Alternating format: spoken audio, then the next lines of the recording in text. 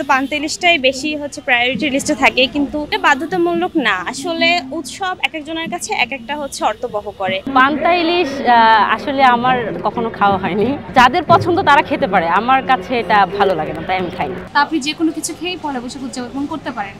পান্তা ইলিশ ছাড়াও এটা যেহেতু আমাদের বাঙালির একটা জাতীয় উৎসব, আমরা যে যার জায়গা থেকে যে কোনোভাবে এটা সেলিব্রেট করতে পারি। শুধু পান্তা ইলিশকে প্রাধান্য দিলেই হবে না, কারণ দেখা গেছে সবার হয়তো পান্তা ইলিশের সামর্থ্য নাও থাকতে পারে। পান্তা ইলিশ বাধ্যতামূলক না, এটা আসলে আমরা প্রতীকী রূপ হিসেবে খাই যে আমরা মাছে ভাতে বাঙালি। আর যেহেতু আমাদের বাংলাদেশের যে জাতীয় মাছ ইলিশ, তার জন্য আমরা হচ্ছে কি ইলিশ মাছটা খাই। সবার জায়গা থেকে যে যার মতো করে সেলিব্রেট করাই হচ্ছে আসল লক্ষ্য হওয়া উচিত।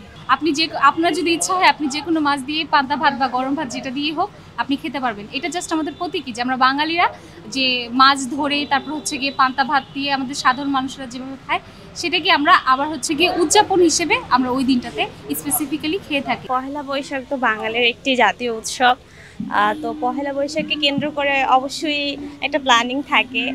আর এবার পহেলা বৈশাখটা বেশি স্পেশাল, কারণ হচ্ছে এবার আমার বিয়ের পরে ফার্স্ট পহেলা বৈশাখ। তো হ্যাঁ, একটু স্পেশাল কিছু করার প্ল্যানিং রয়েছে। স্বৈরাচার পতনের পর নতুন একটি বছর আসছে বাংলা মাসে, তো এবার বছরটা আমার কাছে মনে হয় আর একটু স্পেশালভাবেই দেখছে। প্রত্যেকবারে আমাদের ঘোড়া হাতি এগুলো করা হয় স্ট্রাকচারে।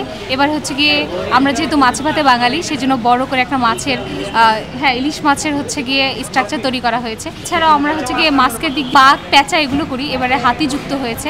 এছাড়াও এই যে এই ধরনের বড় পাখি ছোট পাখি যে ঝুলছে, এ ধরনের বিভিন্ন ফেস্টিভ্যাল আমরা তৈরি করে থাকি। এগুলো হচ্ছে কি আমরা সেল করার জন্য, এগুলো সেল করে যেটা ফান্ডটা উঠে সেটা দিয়ে আমরা শোভাযাত্রার বিভিন্ন খরচ বহন করে থাকি।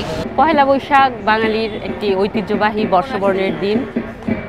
তো প্রতি বছরের নেই, এই বছরও যথাযথ মর্যাদায় পালন হবে পহেলা বৈশাখ। আমরা যে স্বাধীন হলাম, সেই ফ্যাসিবাদের যে প্রতিবাদ স্বরূপ, সেইটার জন্যই হচ্ছে কি মূলত এই যে আমাদের এই স্ট্রাকচার মুগ্ধর যে বোতল, সেটা দ্বারা হচ্ছে কি আমাদের যে সংগ্রামের যে সময়টা বা চিত্রটা, সেটা ফুটিয়ে তোলার চেষ্টা করেছি আমরা। প্রতিবাদে বাঙালি যে কম না, দমে থাকার না, সেই ব্যাপারটা এখানে হচ্ছে গিয়ে ফুটিয়ে তুলতে চেয়েছে।